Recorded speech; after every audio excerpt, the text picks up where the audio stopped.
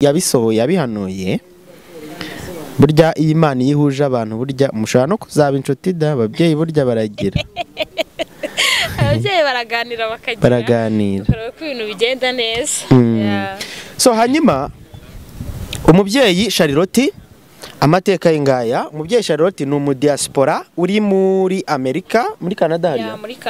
muri Canada hano harya ariko abavuga icyongereza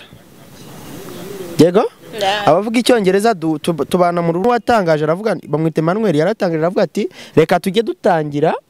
saa 3 dusoze saa 4 wenda tumari niko nicaye mari urwanjye ikimenyetso kiriye kuyu muntu uri kundambagiza ari uwanjye izina rya Yesu Kristo aravuga ngo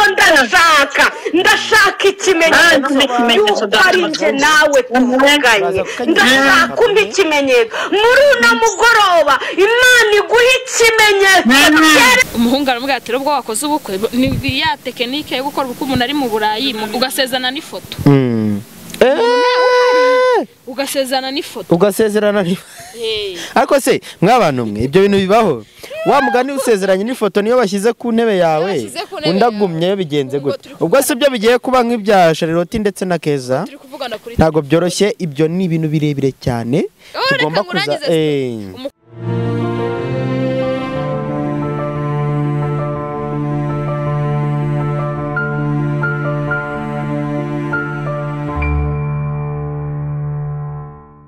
Reka nizere ko mumeze neza cyane aho muherereye hose Iburasirazuba Iburengerazuba Amajyepfo Amajyaruguru mu mujyi wa Kigali ndizera ko mumeze neza ari muri diaspora ya gatandatu muraho murakomeye cyane abanyarwanda mwumva ururimi rw'ikinyarwanda namwe turizera ko mukomeye cyane nitwa Sadunda cyangwa unyite Prophete Manzi iyi ni Manzi na Innocent kandi reka nizere ko wakomeje gukora subscribe kugira ngo ibintu bijye bikomeza bigene neza umeze utese mwana nanjye ndakomeye cyane yego ariko hano urabizi ko iyo dutangiye tuba dushaka gutangira twiragiza Imana kugira ngo igenane natwe ariko mbere na mbere ni ku mutima turizera ko n'Imana yakomeje kubana natwe kuko iyi Imana ibwiye umuntu gukora subscribe burya ibintu biba byarakomeje bigenda neza impamvu ndi bize rero ndi gushaka umuntu witwa Charlotte umubyeyi ni umudiaspora uri muri Amerika muri Canada harya ntago mbizi icyo nzi cyo duhurira ku rubuga uzi icyongereza utazi igifaransa kandi aba muri Canada kandi muri Canada bakoresha igifaransa atari ikibazo harimo tena rero ari inkuru zimaze kubica bigacika kuri izi mbuga nkoranyambaga bavuga ko Charlotte umubyeyi reka nkope nakopye Charlotte umubyeyi uyu nuko cameraman ataza ngo abirebe ariko muzamubona azanamushyira inyuma yacu mumubone Charlotte umubyeyi niwe uri kuvugwa muri saga ya nyakwigendera Pasteur Theogene na mama Pasteur na wa undi ngo ni Keza ariko Keza nyene Keza bari kuvuga ngo Keza yafatanyije cyangwa se ari gufatanya na Charlotte kugira gute kwiba abadiaspora hanyuma ejo bundi numvisha inkuru ivuga ko Keza na Charlotte bafitanye ubukwe bivuga neza kandi wemye ibintu biro kubivuga ntago rero ibyo tuje gusubiramo ahubwo ikintu tuje kuvuga aka kanya tuje kuvuga ku mateka ya Charlotte umubyeyi cyane mu byo gusa nebipfunga no kuba twitirana umubyeyi Kayirangwa umubyeyi Charlotte ntago wagatego ipfumwe ni byiza kandi Imana yabisohoye yabihanuye burya iyi Imana yihuje abantu burya mushobora no kuzaba inshuti da ababyeyi burya baragira ababyeyi baraganira ko ibintu bigenda neza. So hanyuma umubyeyi Charlotte amateka y'ingaya umubyeyi Charlotte ni umudiaspora uri muri Amerika muri Canada harya muri Canada hano harya ariko abavuga icyongereza yego abavuga icyongereza tubana mu rubuga ahubwo aramboroka tubana mu rubuga rwa TikTok abari kubwiriza batangira saa 2 za nimugoroba za hano mu Rwanda z'ijoro bagasoza saa 4 ariko hari n'uwatangaje aravuga bamwite Emmanuel yaratangaje aravuga ati reka tujye dutangira saa 3 dusoze saa 4 wenda tumari niko isaha imwe turi kuvuga ijambo ry'Imana cyangwa se dutangire saa 2 dusoze saa 3 kugira ngo saa 4 ngo babe baganira biba bisanzwe abashaka bajye mu buzi bwabo urakoze cyane abantu bavuga uyu muvandimwe ntago na rimwe barashyiraho amazina ye ntago baramenya uwo ari we babona isura gusa ntibaravuga izina ahubwo baravuga ati ni wa mu diaspora wo muri Amerika ufatanya na Keza kwiba aba diaspora si ikibazo nawe ni umu diaspora ahubwo ndibaza yiba gute oya ibyo birashoboka kuko hari igihe izi mpamvu utabitindaho hari igihe wenda agenda akaganiriza undi mu diaspora wo hanze nk'inshuti ye babana muri aho Canada nyine akamubwira ati ati ngewe nziranye na Keza Pastor Theogene alo mwiriwe neza ndi mu kiganiro imbere ya kamera ndakuvugisha nimvaho sawa uri kumva hanyuma wenda akababwira ati Pastor Theogene gutya na gutya bakohereza amafaranga sibyo kugira ngo niba bafitanye urukundo uri kumva kugira ngo amafaranga akomeze yiyongere n'ay'ubukwe azabeho inkuru iriho nuko bafitanye iki ubukwe uyu rero mubyeyi Charlotte niwe uri kuvugwa mu makuru avugwa ko ari gufatanya na Keza kwiba aba diaspora ariko babicishije kuri inde kwisura babinyujije muri nyakwigendera ko nyakwigendera yakoranaga na Keza mu ivugabutumwa bakoranaga mu ivugabutumwa mu byo babaga barimo barakoranaga hanyuma kuri ubu kubwene nyakwigendera yigendeye bari kubinyuza ku wamusimbuye kuri mama Pasiteri ariko uyu Charlotte duhurira mu rubuga ari kwigisha ijambo ry'Imana afite aba followers 17,200 bamukurikira kuri TikTok afite like 142,100 afite abo yafolowinze 9,100 igira umuntu usenga igire aranatitira abantu benshi niko tumeze nk'ubu hano hari akantu nshaka ku ikimenyetso kirihe ko kuba ndi muri kino gihugu ari we wanyohereje ikimenyetso kirihe ko runo rugo nicayemo ari urwanjye ikimenyetso kirihe ko uyu muntu uri kundambagiza ari uwanjye izina rya Yesu Kristo aravuga ngo ndashaka ikimenyetso yuko ari njye nawe tuvuganye ndashaka umpa ikimenyetso muri uno mugoroba Imana iguha ikimenyetso cyerekana ko Imana yagutoranije Imana iguha ikimenyetso cyerekana yuko wavuganye n'Imana Imana iguha ikimenyetso cyerekana ko aho wicaye ugomba kuyicara Imana iguha ikimenyetso cyerekana ko ibyo uri gukora ugomba kubikora nimba n'Imana mwavuganye koko Hallelujah Amen niba ari Imana mwavuganye uno mugoroba ikumbera ikimenyetso Imana iguha ikimenyetso kigutambutsa mu bandi Imana iguha ikimenyetso gituma ugira ijambo mu muryango Imana iguha ikimenyetso gituma utambuka aho kuvugirizwa induru ukavugirizwa impundu Imana iguha ikimenyetso kikuvugira Gideyoni akimara guhabwa ikimenyetso narishimwe muri ibyo yuzuye umwuka wera aririmba aravuga ngo ibibindi n'imuri byirukanya abamediyani ngo kunesha k'uwo mwami ntabwo arwana nk'abantu reka tugarukire wenda hano turaza kugerageza uri kumva tukanyuzeho bakumve hanyuma banarebe n'iyi foto ye nabyo turabikora babirebe n'ifoto ye niwe mu host niwe uhostinga bano bantu bose uri kumva nzanababwira igihe live ye ibera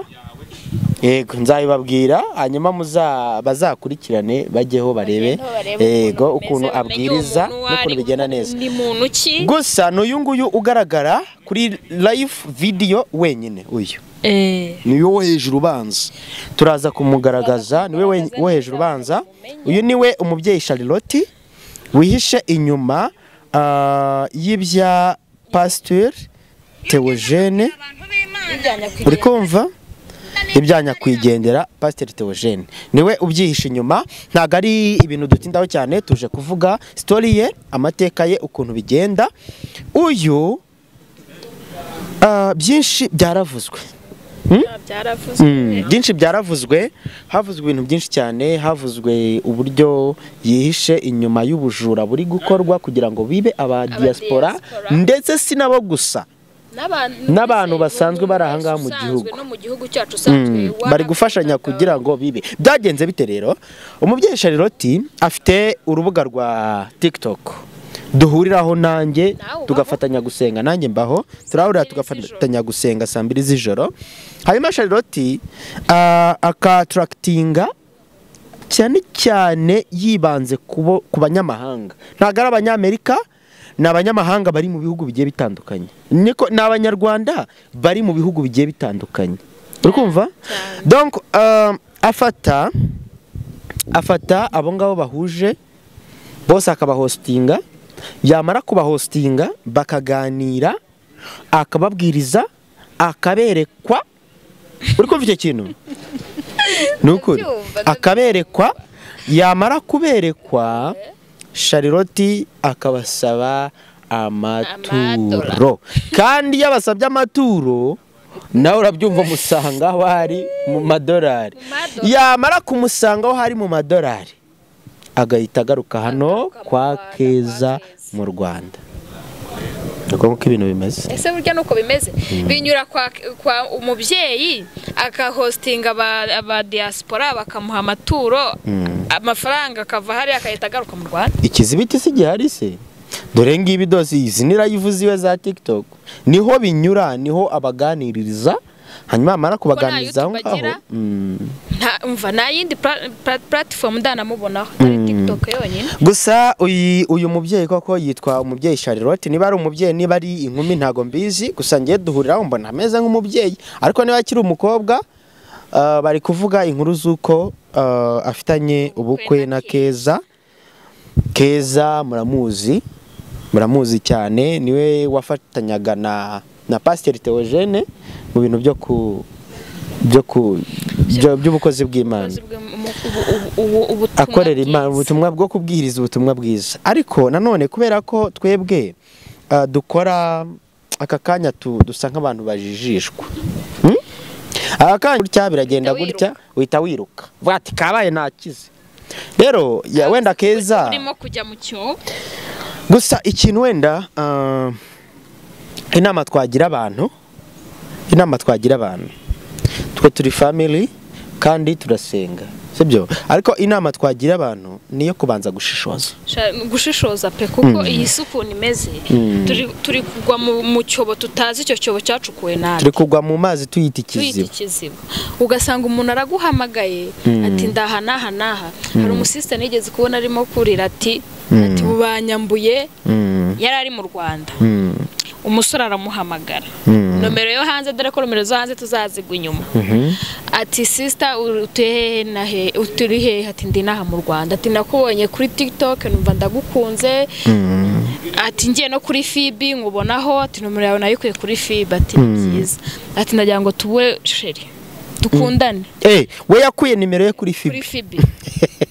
umukobwa arayakareba Police 1 aravuga ati sha arataka mbati nuko tugiye kubaka etage byagize mu diaspora yari umusore ariko bimeze nkaho akorana n'abandi bantu atari we wenyine ari nk'umushinga bakoze urumva mu diaspora nimba kubwiye ngo wenda singiye kubyemeza ariko hari ibihugu byo hanze bicuruza abakobwa of ariko course mu buryo mubazanamo ari mu buryo bw'aho mwasezeranye urebye kugira ngo ujye ufata abakobwa nka bangahe ujye kuburiza indege babanza bakakwaka detaye zose abakobwa igitsina kimwe ukijyanye bishobora kuba abo bantu baracuruzaga abakobwa bakajya bahana pasi umva ngende umuhungu nawe uri umuhungu uyu munsi navuganye n'undi nawe wavuganye ugasanga umukobwa uri kuvugana n'abantu bangahe bapanga ubukwe umuhungu aramubwira umukobwa ati rero we panga ikintu icyo ari cyo cyose icyo ari cyo cyose ubukwe butahe umukobwa abahungu bose bo mu Rwanda arababenga bari bafashe irembo bose arababenga arangije ashaka wa mu diaspora bakora ubukwe bwiza pe arangije umukobwa wawe umuhungu aramubwira ati ubwo wakoze ubukwe ni ya tekinike yo gukora ubukwe umuntu ari mu Burayi ugasezerana n'ifoto ugasezerana n'ifoto ariko se mw'abantu mwe ibyo bintu bibaho wa mugani usezeranye n'ifoto niyo bashyize ku ntebe yawe undagumyeyo bigenze gute ubwo se byo bigiye kuba nk'ibya Charlotte ndetse na Keza ntago byoroshye ibyo ni ibintu birebire cyane tugomba kuza umukobwa yuriye indege agezeyo wabura irengero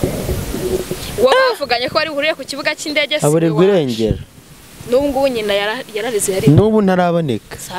icyo ni ikibazo gikomeye cyane ni ukuri kw'Imana ni ikibazo gikomeye cyane erega ikibazo nta nubwo ari umudiaspora ngiye ntabwo aricyo kibazo ndi kubona ahubwo ikibazo kuko ibi ngibi tubyita nk'ibyaha ubufatanyacyaha ibintu biri aho ngaho ibyaha international tubivane wenda mu bintu by'imyuka wera iby'Imana byo kwerekwa mutubeshya no gutitira ahubwo tubishyire mu bintu by'ibyaha byo ni ibyaha international bitagakwiye kubaho gusa inama nagira abantu basenga mushishoze mumenye umuntu w'ukuri ubabwira ibintu by'ukuri mumenye umuntu mugomba kugandukira sibyo mumenye umuntu mugomba kugandukira umuntu mugomba kuganira bya nyabyo Charlotte aye yarayo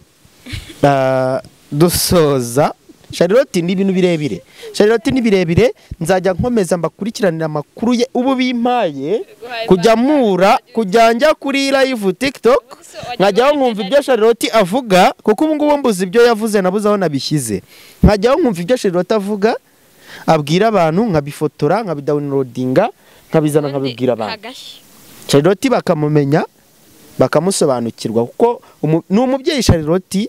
uyu mukobwa rwose ni ari umukobwa ni ari umugore tumwita umukobwa kubera ko bari kumupangira ubukwe na Keza ntago byoroshye mureke mumenye ibyo mugomba kujyamo mugandukira inzira nyakuri